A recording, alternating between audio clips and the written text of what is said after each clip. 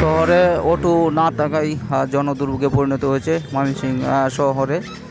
নতুন বাজার মোড়ে থেকে সারা শহরেই কিন্তু জনদুর্ভোগ সৃষ্টি হয়েছে, আপনারা দেখতেই পাচ্ছেন।